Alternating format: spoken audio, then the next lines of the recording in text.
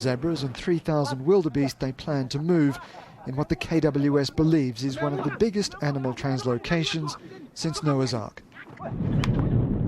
Mount Kilimanjaro stands watch over their new home. Amboseli National Park is one of Kent's most popular, but it's also one of the driest. It's still recovering from the recent drought, the worst in living memory. That tipped the park's ecosystem way off balance. So many other animals were affected, but when you look at the relative percentage, the zebras and the wildebeest are the most affected, and we lost quite a huge population of those two species. That's a problem for the wildlife and a crisis for local herders on the fringe of the reserve. With most of their normal prey gone, the drought has forced predators to hunt their livestock. Pembe Olulengwesa used to have 360 head of cattle. Drought reduced them to a dozen. Then lions took another 3.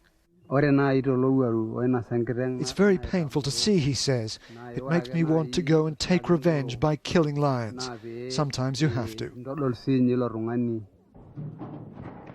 Back in the reserve, the zebras take their first tentative steps into Amboseli's vast plains. At least this part of the operation seems to have gone perfectly. All of the zebras have survived the journey and they're now exploring their new home. KWS will be watching them closely over the next few weeks to see if they've achieved their 2 main objectives, giving the tourists something to look at and the lions something to eat. But managing an ecosystem this complex is never easy. The rangers are hoping that they've helped restore its natural order. Peet Grester, BBC News, Amboseli National Park.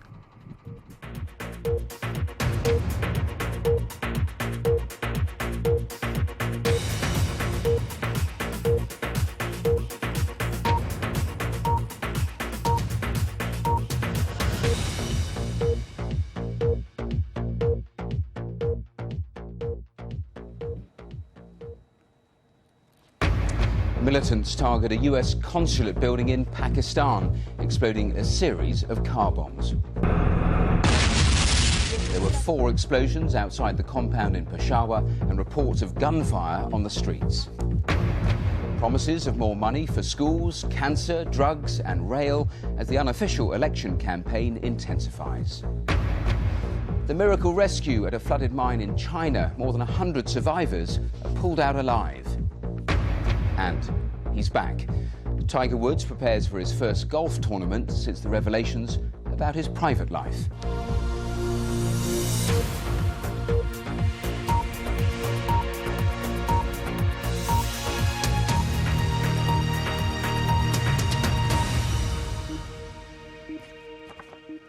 Good afternoon. Heavily armed militants have tried to storm a US consulate building in Pakistan, setting off a number of suicide car bombs. It's reported that up to 6 people, including 4 attackers, were killed. The attack took place in the northwestern city of Peshawar. 3 bombs exploded in quick succession around the heavily fortified building on Hospital Road. The attack came just hours after a suspected suicide bomber struck at a political rally further north. From Islamabad, Alistair Leithhead has sent this report. Smoke over Peshawar, the first in a series of blasts to hit the city. This was the second. All the bombs went off outside the American consulate. Within minutes, there was a third explosion.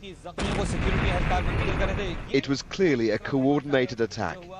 A Pakistani minister said 4 heavily armed men in 2 vehicles tried to storm the consulate building. In the aftermath, a gun battle took place between the security forces and suspected militants. There was confusion as troops cleared the area in case any other devices had been planted. A US official said guards at their consulate checkpoint were killed, others injured, and that grenades may have been thrown over the compound wall. It's still not known how many people were killed or injured in the blasts, but all the hospitals in Peshawar were told to expect casualties. If this was a targeted attack on the US consulate, it's the first assault on an American facility in Pakistan in 5 years. Pakistani militant groups allied to the Taliban and Al-Qaeda have said in the past couple of weeks that they would be focusing on Western targets. Let's go live now to Islamabad and join Alistair. And Alistair, what is the latest? Tell us a little more on who might be behind these attacks. Well, in the last few minutes, we just had confirmation from the spokesman for the Pakistan Taliban that they were responsible for the attack and the US consulate was the target that they'd intended.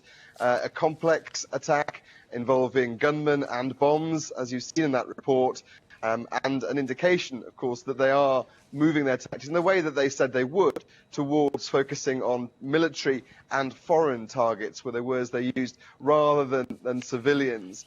Now, this attack, of course, also took place just a few hours after a bomb went off in an area also in the northwest of Pakistan near the Swat Valley.